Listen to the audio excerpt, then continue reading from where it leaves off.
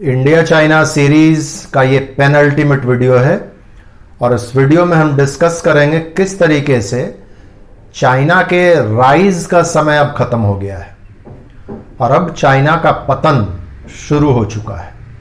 जी आपने सही सुना, चीन जो एक सुपर पावर बनने का स्वप्न देख रहा है, अब वो स्वप्न ध्वस्त होने वाला है और चीन धीरे धीरे नीचे आने वाला है। नमस्कार, मैं हूं मुकेश वत्स। पिछले वीडियो में हमने देखा चाइना के राइज को, उसको एस्ट्रोलॉजिकली एनालाइज किया कि खास करके कैसे गुरु एवं शनि के महादशा में चाइना इतना ऊपर चला जाता है, इतना ऊपर चला जाता है कि बाकी सारे देशों को पीछे छोड़ देता है। चीन इतना तरक्की कर लेता है कि वो अमेरिका के बिल्कुल समकक्ष आकर खड़ा हो जाता है। सारे बड़े इकोनॉमीज को छोड़ते हुए चाइना वर्ल्ड का सेकंड बिगेस्ट इकोनॉमी बन जाता है। और ये तरक्की सिर्फ इकोनॉमिक रास्तों पर चलते हुए ही चाइना की नहीं हुई। जब पैसे आते हैं तो और भी तरह के तंत्र परितंत्र कोई भी देश, कोई भी व्यक्ति खड़ा कर लेता है और चाइना ने भी ऐसा ही किया। चाइना ने अपनी समृद्धि के साथ अपनी सैन्य शक्ति को भी धीरे धीरे वो बढ़ाता गया।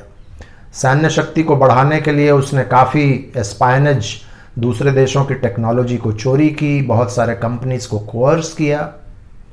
थोड़ा बहुत नाम बदनाम हुआ, लेकिन कोई बात नहीं, चाइना धीरे धीरे एक शक्ति बन गया।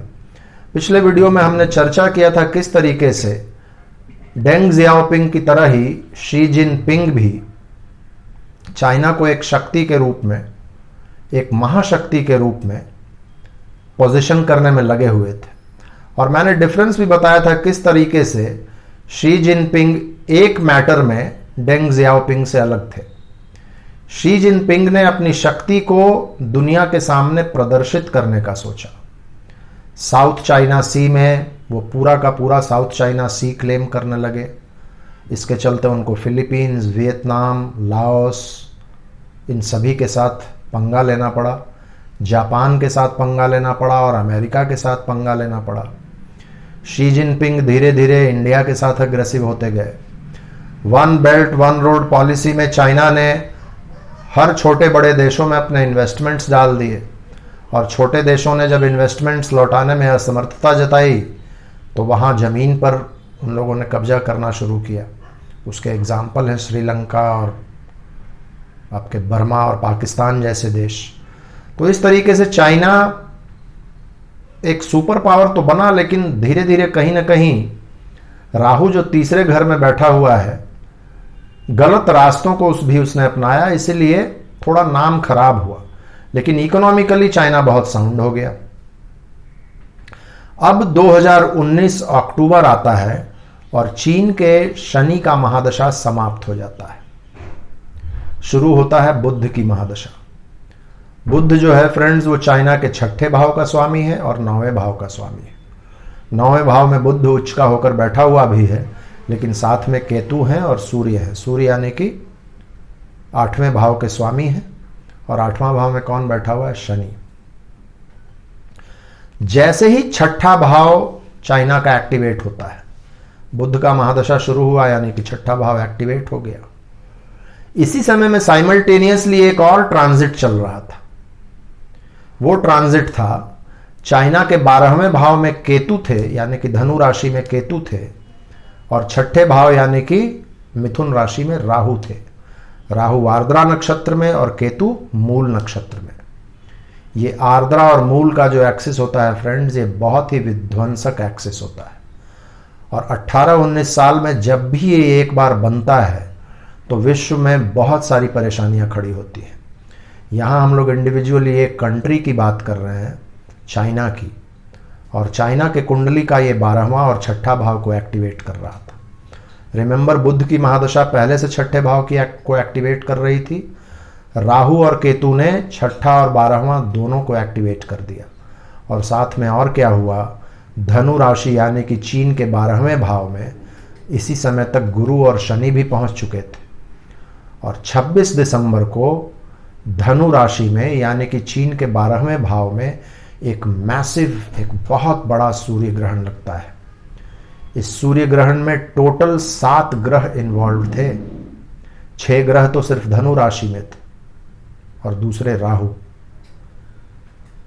धनु राशि में बैठे हुए 6 ग्रह राहु को देख रहे थे और राहु एक्टिवेट हो गया, छठा घर ओवर एक्टिवेट हो गया।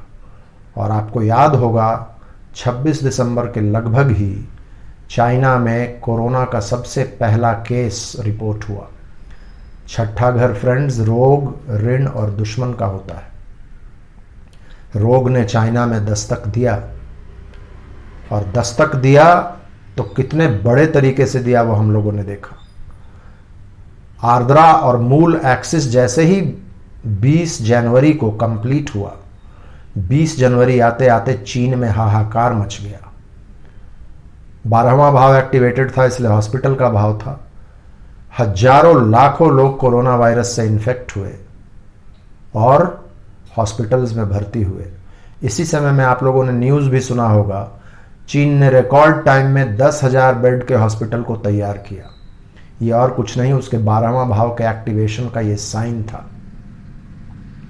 और ये छठा और 12वां भाव के एक्टिवेट होते ही चीन में हजारों नहीं, लाखों नहीं, करोड़ों लोग मरे। चीन बताता तो सिर्फ है कि 4,000 लोग ही मरे, लेकिन मैंने एक वीडियो बनाया है, मेरे YouTube पर उपलब्ध है। जेनिफर जेंग के रिपोर्ट पर मैंने वो वीडियो बनाया था। 2 महीने में चाइना में 1.5 करोड़ सिम कार्ड शांत पड़ गए।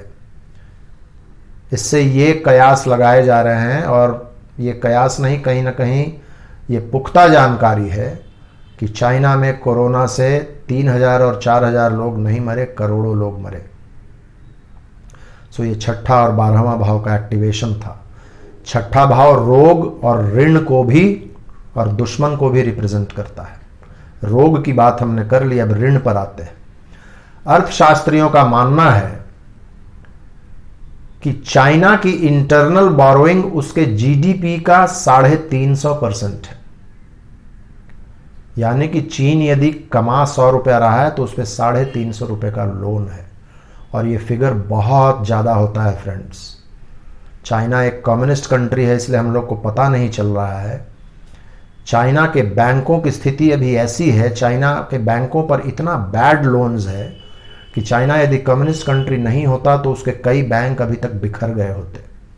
जस्ट आप लोगों को एक कॉन्टेक्स्ट, एक संदर्भ समझाने के लिए मैं देता हूँ। भारत भी एक बड़ी अर्थव्यवस्था है, चीन से छोटी है, लेकिन फिर भी भारत एक बड़ी अर्थव्यवस्था है।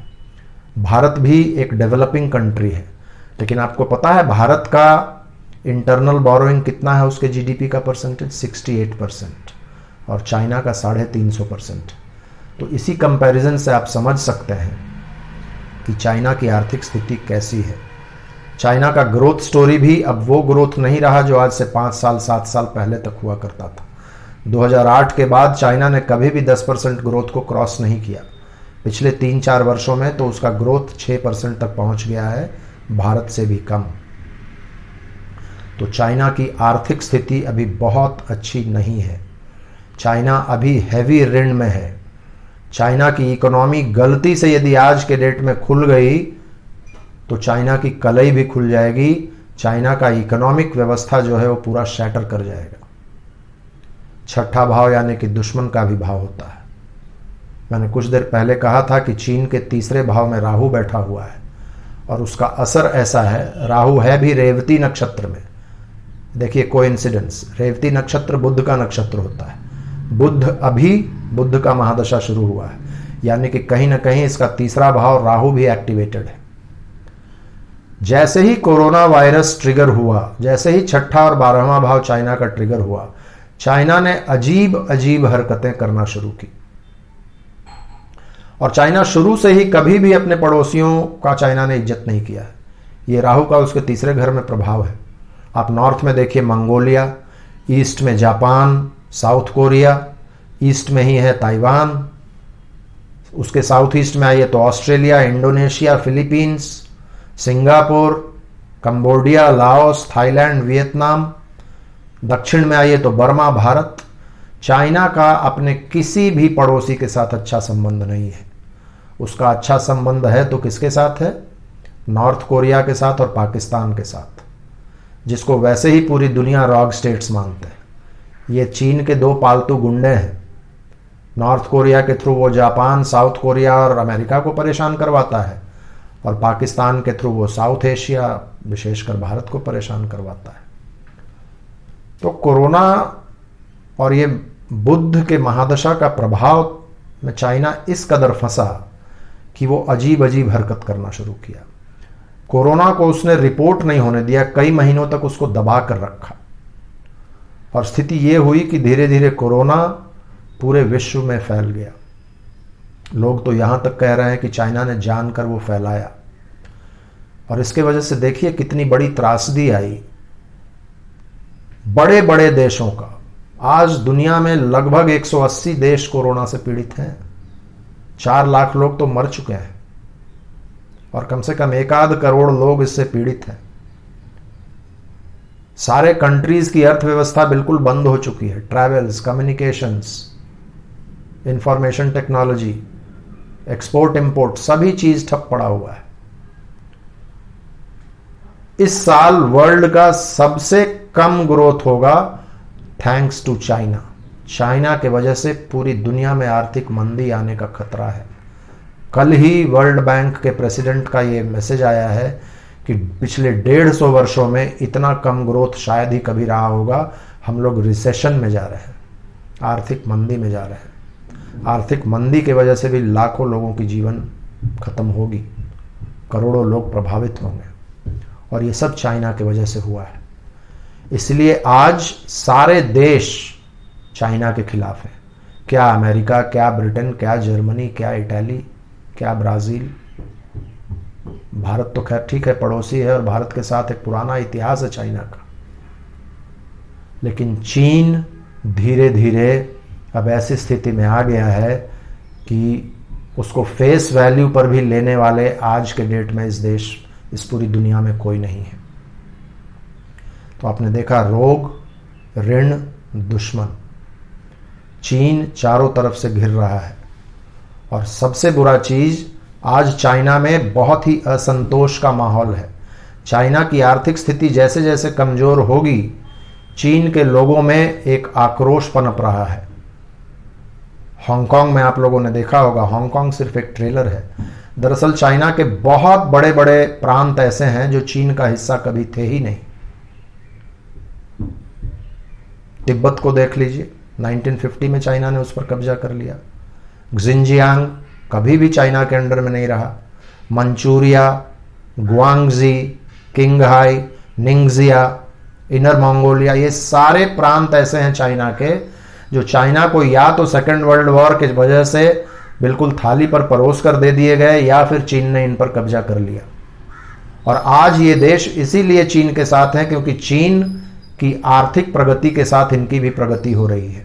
लेकिन जितनी प्रगति इनकी होनी चाहिए उतनी नहीं हो रही है। और दूसरा परेशानी इन लोगों के साथ यह है कि हैन चाइनीज, जो चीन का डोमिनेंट रेस है, जो डोमिनेंट प्रजाति है, उस प्रजाति को चीन इन प्रांतों के जो भी माइनॉरिटीज हैं उन पर थोपने का काम कर रहा है।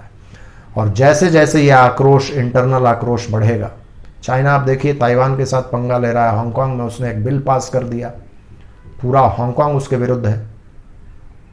और इन चीजों को देखकर ऐसा लगता है कि चाइना की इंटरनल परिस्थितियां अच्छी नहीं है। आज शी जिनपिंग, जिन्होंने 2018 में बहुत चालाकी से अपने आप को प्रेसिडेंट फॉर लाइफ घोषित करवा लिया था, मैं ये आज प्रिडिक्शन कर रहा हूं कि 2023 आते आते शी जिनपिंग को सपोर्ट करने वाले उनके चाइनीज कम्युनिस्ट पार्टी में ही बहुत कम लोग बचेंगे, और Xi Jinping president for life नहीं रहेंगे। सत्ता परिवर्तन आएगा चाइना में, और चाइना डेमोक्रेसी की ओर बढ़ेगा। चाइना में एक बहुत बड़ा इंटरनल विद्रोह होने जा रहा है फ्रेंड्स।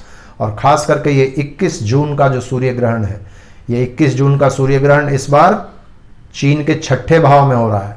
पिछले बार 12वें भाव में हुआ था, फिर से 6ठा और 12वां ये एक्टिवेट हो रहा है। चाइना की दुश्मनी और बढ़ने वाली है लोगों से। चाइना में बहुत बड़ा एक भूकंप आ सकता है, ये मैं प्रेडिक्शन आपको कर रहा हूं आज के डेट में। चीन के साथ छोटे बड़े झड़प बहुत सारे देशों के साथ होगा। चीन का जो ट्रेड वॉर चल रहा है और अमेरिका के साथ जो उसके संबंध खराब है, ये और बढ़ेगा। चाइना में टोटल केओस होगा। आज फिर ये वीडियो काफ़ी लंबा हो रहा है। मैं अगली वीडियो में, अल्टीमेट जो लास्ट वीडियो होगा, उसमें मैं बताऊंगा चाइना किस तरीके से टूटेगा। परिस्थितियां तो मैंने आज बता दी आपको, लेकिन और भी क्या परिस्थितियों का निर्माण होगा जिसमें चीन बिखर कर रह जाएगा, और चीन के कौन कौन से टुकड़े होंगे, वो कौन कौन से प्रांत होंगे जो चीन से बिल्कुल अलग हो जाएंगे। भारत किन परिस्थितियों में एक धार्मिक सुपर पावर, एक विश्व गुरु के रूप में उभरेगा, इन चीज़ों के साथ मैं अगले वीडियो को फिर से बनाऊंगा। कल या परसों आप लोगों के समक्ष आ जाएगा। तब तक के लिए आप लोगों से विदा लेता हूं। प्लीज़ मेरे वीडियो को लाइक कर दीजिए और जितना ज़्यादा से ज़्यादा हो सके शेयर कीजिए। बहुत बहुत धन्यवाद। भारत माता की जय।